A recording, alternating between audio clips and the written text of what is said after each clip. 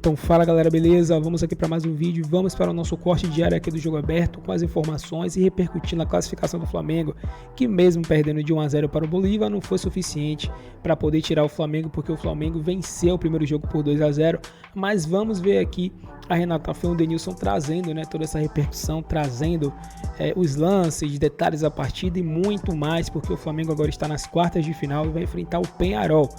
Créditos na descrição para o Jogo Aberto e pedimos a você que nos apoie deixando o seu like, se inscrevendo e ativando o sino para você ficar por dentro de todas as novidades. Sem mais, vamos agora acompanhar aí. Campeão da Libertadores 2019. 19 contra o San José, primeiro jogo da Libertadores, pegou demais. Que grande atuação do Rossi, hein?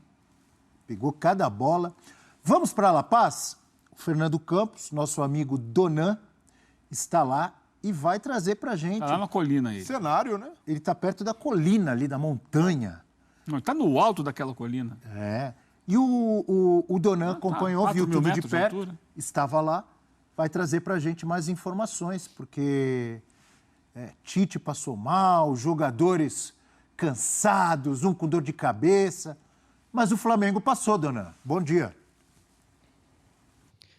Muito bom dia, Abel, Eugênio, Prates, Breiler, fã de esporte. Pois é, o Flamengo perdeu o jogo, mas venceu a batalha. E que batalha, o time foi guerreiro.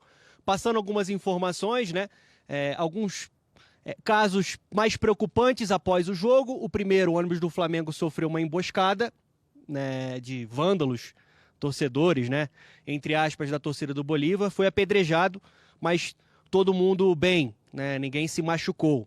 Esse foi uma pauta negativa que aconteceu depois da classificação do Flamengo. E como você falou, o técnico Tite, né, por conta da altitude, o efeito da altitude, teve a sua frequência cardíaca elevada, a arritmia, né? Quando chegou ao Rio de Janeiro, ele já foi diretamente para o hospital e está internado, né, numa recuperação. Né? A gente espera, né, que o Tite esteja 100% em breve. E eu pego muito, Abel e amigos, o que o Gerson falou. Jogar aqui é sinistro, e é sinistro, não é brincadeira, né? A gente viu isso ontem dentro do campo, não dá para a gente pedir uma atuação convincente, um Flamengo envolvente, um Flamengo equilibrado, quando você tem 3.640 metros de altitude, contra uma equipe que sabe jogar dentro de casa, utilizando os efeitos da altitude, e com um time que tinha 7 desfalques, com um time que vem mostrando no nível do mar uma dificuldade muito grande na parte física. Ontem jogadores extenuados, exaustos desde o primeiro tempo. O Gerson, por exemplo.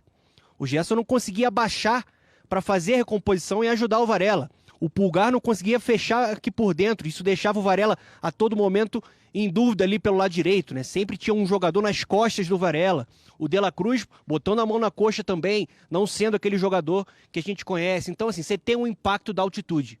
Se perde fôlego, se perde energia. A gente pode debater como foi a atuação do Flamengo. Eu acho até que o Flamengo, no primeiro tempo, teve uma postura madura e inteligente. Conseguiu cozinhar o jogo, não sofreu tanto, teve algumas oportunidades durante o jogo, teve oportunidade com o Gerson cara a cara, teve oportunidade com o Ayrton Lucas, teve oportunidade no final do segundo tempo com o Luiz Araújo, que ele poderia ter cruzado para o Bruno Henrique, teve oportunidade com o Carlinhos. Não foi um jogo tão ruim do Flamengo. O Flamengo fez o que deu. O Flamengo foi muito guerreiro, o Flamengo se entregou e conseguiu superar, né, esse contexto adverso da altitude e está classificado. Tem mais o que comemorar. Agora vai enfrentar o grande Peñarol nas quartas de final. Abel, estou aqui à disposição para a gente bater um papo. Olha, concordei com 99,9%. E aquele 1%? Você nunca concorda 100% com ninguém, Wesley Safadão. Por que você não concordou? Você sempre quer arrumar algum problema. Quer saber qual que é o 0,1 que eu discordei? Quando ele falou assim, o Bolívar sabe jogar em casa. Esse Bolívar não sabe jogar nada. Que time ruim de bola! Que time ruim de bola! Discordo, por isso que é bom. Ô, Abel. Diga lá, amigo. Ô, Abel. Tecnicamente é ruim, hein? É um time limitado. Sim, time limitado. Comigo, viu? Tecnicamente, não dá pra gente negar isso.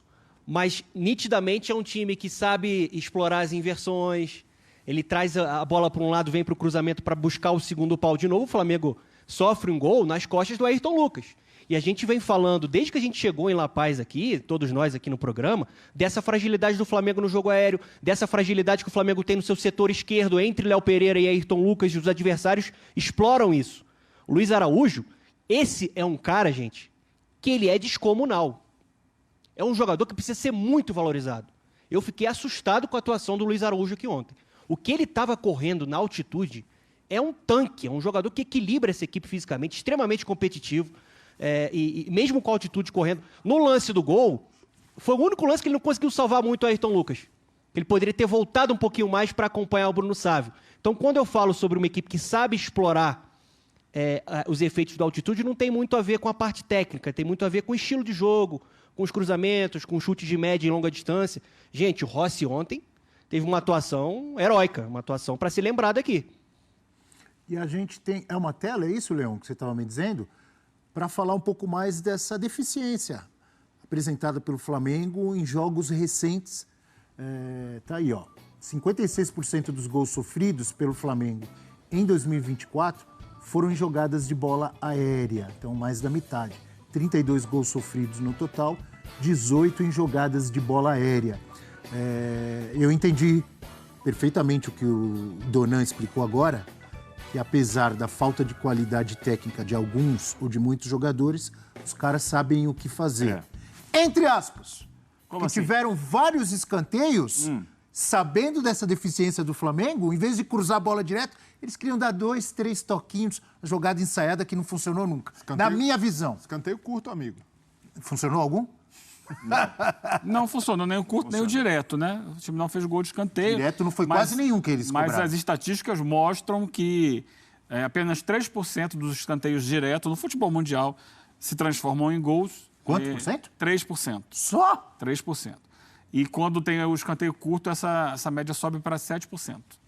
Porque você cruza de uma posição melhor, com melhor ângulo para o cruzamento. Quando você tem Scarpa cruzando, Veiga, melhora. Zidane. Agora, quando você tem aqueles caras lá do Bolívar, essa estatística deve cair para 0,2%. O campo do Hernando Siles, ele tem uma questão que atrapalha muito o jogo técnico, né? É um campo duro. A bola quica muito. Eu acho que também pela altitude, né? É muito difícil, você não consegue nunca dominar num toque só. Tem que dar 2, 3 toques para poder... E o gramado estava muito irregular, Eugênio. Também, né? Também muito irregular. A gente via isso, né? Com gramas até um pouquinho diferentes, dependendo do lugar do gramado. Mas o que o Donan dizia agora há pouco é que o Bolívar entende que tipo de estratégia usar jogando em casa contra times que não estão acostumados à altitude. É a bola levantada na área e também é o chute de longe, que é outra situação que o Bolívar usou muito ontem, que causou muitos problemas. O chute da intermediária era um chute sempre muito perigoso, inclusive depois entrou o outro Vaca, né? O Henry Vaca também chutando. O Ramiro já estava chutando desde o primeiro tempo. Canhoto. O Henry entrou e também chutou e deu muito trabalho ali. Obrigou o Rossi a boas defesas. Então, saber jogar na altitude de acordo com as circunstâncias, acredito que passa muito por aí, né? Que estratégia eu posso usar diante de um adversário que está acuado? Agora, eu acho que teve um grande erro na montagem do time do Bolívar ontem. Se uma das principais estratégias é levantar a bola na área, você não pode deixar o Fábio Gomes aberto na ponta esquerda. Não, mas foi ele que fez a inversão do gol. Tudo bem, ele fez a inversão do gol. Ele fez o passe para o gol. Só que você cruza 70 bolas na área e o Oviedo é uns 15 centímetros mais baixo que ele. Em detalhe para você, 91 tá fora. O atacante alto estava jogando de ponta esquerda. Esse é o lance do gol, né? A gente vai ver lá atrás a bola invertida por trás da zaga para a entrada nas costas do lateral esquerdo, Ayrton Lucas. O gol que aconteceu ontem, que o Flamengo sofreu ontem para a entrada do Bruno Sávio, que toca de primeira. É uma jogada trabalhada aqui, houve uma ultrapassagem, né? O Sagredo lateral ultrapassou, puxou a marcação do Varela, e aí o Gerson vem para recompor, para marcar o Fábio, só que o Fábio dá um corte para dentro, ganha espaço, e no que ganha espaço, do outro lado, nas costas do Ayrton Lucas, aparece o Bruno Sávio para fazer o gol. Já aconteceu outras vezes? Sim, tem acontecido regularmente o Flamengo sofrer gols com esse tipo de cruzamento. A bola invertida da esquerda para a direita nas costas do lateral. Olha aí, contra o Palmeiras, um lance parecido, Copa do Brasil. Não é exatamente igual, mas o ponto de cruzamento é basicamente o mesmo. E, de novo, um jogador que vem de cabeça lá nas costas da defesa para fazer o gol.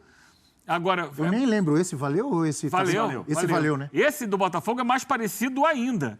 Olha lá atrás, é o Matheus Ponte. Cruzamento mais ou menos no mesmo lugar, nas costas da defesa. Gol marcado pelo Botafogo. Então, Mas esse o Botafogo faz contra todo mundo. sim, o Flamengo está tomando de todo mundo. É verdade. Né? Olha só, essa bola é muito parecida com a bola ontem, inclusive de cabeça. Né? E esses dois lances, né, Eugênio? O gol do Matheus Ponte, o gol de ontem do Bruno Sávio, com a defesa posicionada. Eu acho que essa talvez seja uma grande diferença. Contra o Palmeiras, a defesa, a bola sai voltando, parcialmente, é um a defesa rebote. está saindo e tem de voltar, né? Então, esse gol de ontem... Só que muito tinha mais semelhante ao gente, gol do né? Botafogo, Contra o Palmeiras tinha mais gente na área. Ontem eram uns 4. O Flamengo estava com 2 linhas de 4. Uma pergunta para o Donan, para todos nós aqui.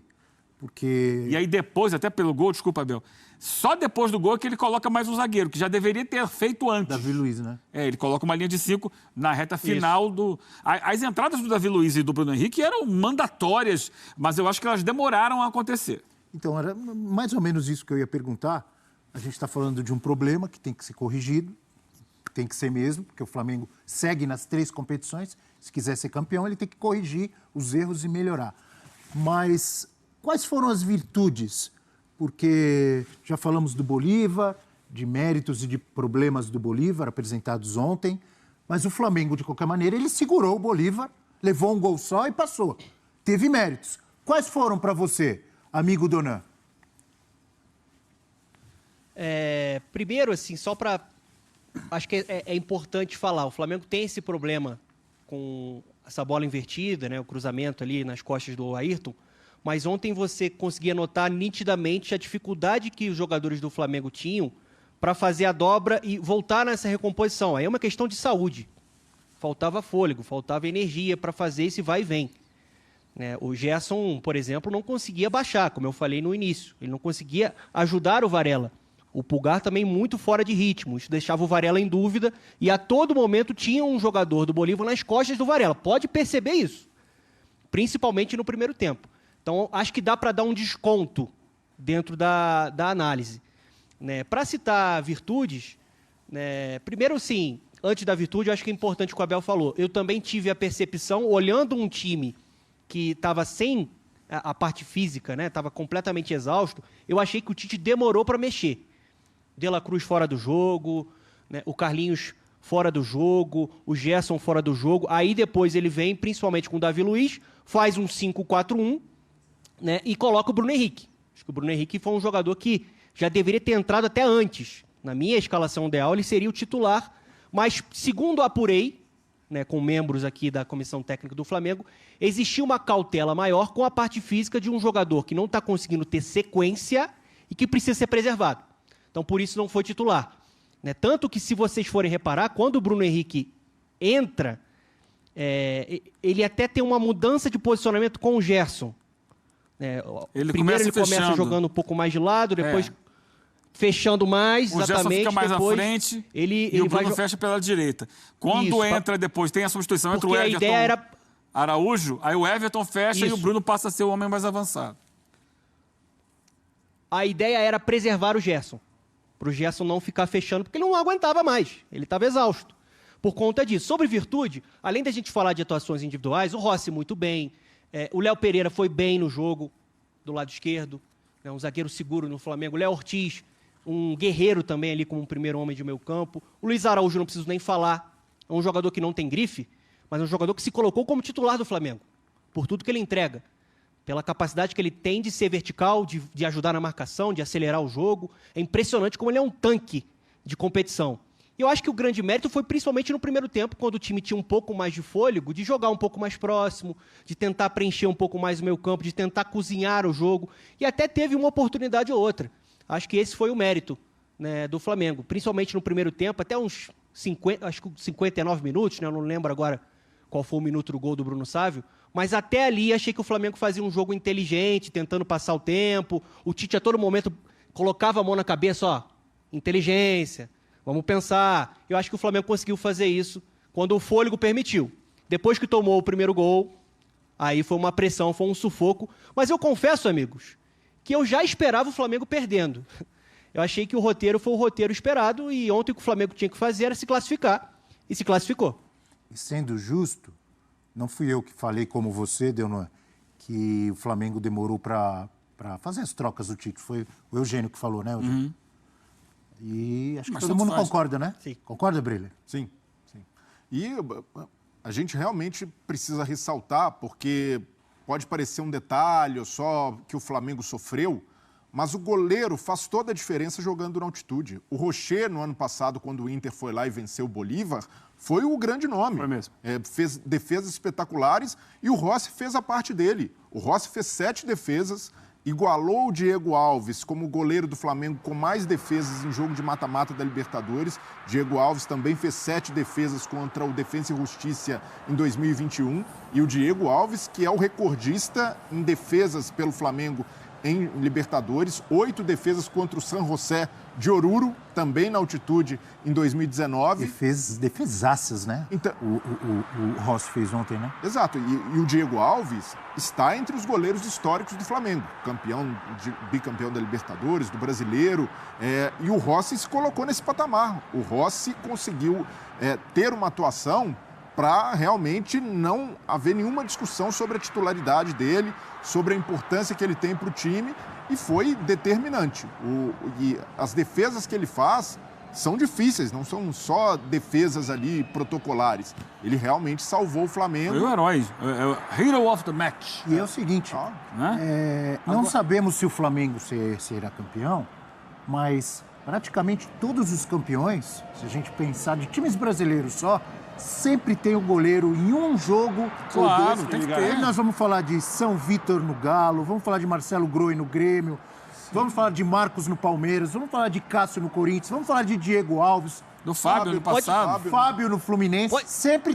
Pode falar de Real Madrid.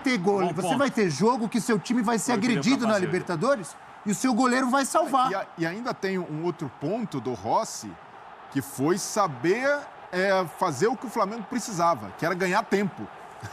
O Rossi ontem foi nota 10 no gol e na catimba. E aí, a catimba... Você gostou da catimba dele? Não, uma atuação impecável para mim. Mas eu queria... Porque quando é um de meta adversário que aí, faz você mostrar catimba, seu fã de quando é um esporte time estrangeiro que faz catimba, a gente senta o dedo aqui, né? É isso aí. Absurdo, mas quando é um time brasileiro que faz, tá tudo lindo. Eu acho que faz parte. Libertadores faz parte. Não é só a gente. Faz parte Os para um time ou pro jogadores outro. também reclamam. O time brasileiro, mas faz quando o parte. estrangeiro faz catimba, reclama. Que nem a seleção brasileira feminina foi para as Olimpíadas, fez catimba pra caramba. A gente achou lindo. Mas E aí, quando precisou ganhar, aí estão gastando tempo. No caso do Rossi, os fins justificam os meios. Por quê? Jogando na altitude. Ah, é? Não, jogando... No caso de todo mundo, pô. É para todo mundo. Ué, eu sou contra o discurso de não pode jogar na altitude. Olha, é difícil, há adversidade, mas os times bolivianos são de lá, têm de jogar na altitude. Claro. Mas é preciso usar artifícios para isso. Então é oxigênio, é chegar no dia do jogo. E a cera, nesse sentido... Mas você tá falando como se a cera fosse só na altitude. Os Não, caras fazem não, cera em tudo que é lugar. Cera de no nível do mar também. Mas no contexto de ontem, foi um recurso valioso para o Flamengo. O Rossi soube jogar com isso, e o Rossi é argentino, um cara experiente, um jogador... Escolado, né? Escolado. Escola Argentina de catimba. São as duas melhores escolas de catimba, a uruguaia e a argentina. O Brasil é iniciante nisso. E ele foi nota 10, não só na catimba, mas no gol, fazendo Agora, gol de defesa. Então, galerinha, esse foi o vídeo aí. Se você curtiu, você vai, claro, deixar o seu like, se inscrever no canal e ativar o sino para você ficar por dentro de todas as novidades. Comenta o que é que vocês acharam aí dessa classificação do Flamengo, que não foi uma digna classificação, uma classificação magnífica, não foi, mas pelo menos conseguiu passar do Bolívar, né? Tinha muita apreensão, né? Muito receio do Flamengo acabar sendo eliminado novamente nas oitavas de final. Isso porque ano passado a gente passou, né, por uma situação parecida como essa que foi contra o Olímpia, embora não tinha altitude, mas foi um time que conseguiu bater o Flamengo lá, né? Com toda a crise que naquele momento atingiu o Flamengo, e aí o Flamengo conseguiu ser eliminado para o Olímpia, um time muito inferior, e agora novamente era um time inferior também, só que tinha o fato da altitude, né? Que isso aí acaba afetando muito qualquer time, né? Qualquer time que não está acostumado a jogar na altitude, quando chegar lá vai sofrer, porque é assim, cara, é assim que funcionam as coisas. E enfim, o Flamengo conseguiu, acho que tem méritos na questão, né, de vários jogadores se doarem ao máximo, né? O próprio Luiz Araújo mesmo, nem parecia que ele estava jogando em altitude, né? Ele estava correndo o tempo todo, estava dando carrinho, ele realmente não parava. Então é um jogador que às vezes passa despercebido, né? Para muita gente. Muita gente demorou até para engolir ele, para poder aceitar ele. Mas ele vem se provando muito no Flamengo, tanto na parte técnica, né? Que volta e meia ele consegue criar jogadas, consegue fazer gol, né? Golaços, inclusive. Como também na parte tática. Isso é muito importante pro Tite, por isso que ele volta e meia ele consegue jogar de titular. Claro que tem vezes que ele acaba errando algumas coisas, né? Tomada de decisão mesmo, pelo que eu percebo assim, é uma coisa que ele acaba falhando muito. Às vezes é pra ele tocar, ele chuta. Muitas vezes é pra ele chutar, ele toca. E aí fica nisso, né? Coisas que acontecem mesmo com qualquer jogador de futebol. Entendeu? Mas ainda assim, méritos para ele, para muitos outros aqui que se destacaram também ao máximo, né? Que foram bem jogando na altitude. O próprio Léo Ortiz também, De La Cruz, enfim. E aí mostrou que o Flamengo também consegue ser um time guerreiro, né? Consegue ser um time que consegue suportar, consegue se defender, né? E claro que a gente está acostumado a ver um Flamengo mais propositivo, né? Um Flamengo que é mais pra frente, que joga mais atacando, mas cara, não tinha como, era muito difícil porque são muitas lesões, muitos jogadores que são importantes, como o próprio Arrascaeta, o Cebolinha, o Pedro. Tipo, jogadores que fazem diferença, entendeu? Jogadores que arrumam assistência, que fazem gol, que chutam, que abrem espaço, quebram linhas. Então, esses jogadores não estavam presentes. Então, teve que ter muita adaptação ali, né, no time. Por isso que o próprio Tite colocou o Léo Ortiz de volante, que ele não é volante, ele é zagueiro, embora ele consiga jogar muito bem. Então, realmente não tinha como. E ainda tinha o fator altitude, né? Mesmo que tivesse com o time completo, dificilmente o Flamengo seria um time propositivo, porque os jogadores não estão acostumados a jogar na altitude e lá qualquer time vai sofrer, independente de qual seja o time. Mas o Flamengo se classificou. E comenta aí o que é que vocês acharam da classificação do Flamengo, o que é que vocês acharam de tudo isso aí que a gente viu, né? E esse foi o vídeo, agradecemos a vocês, tamo junto e até o próximo.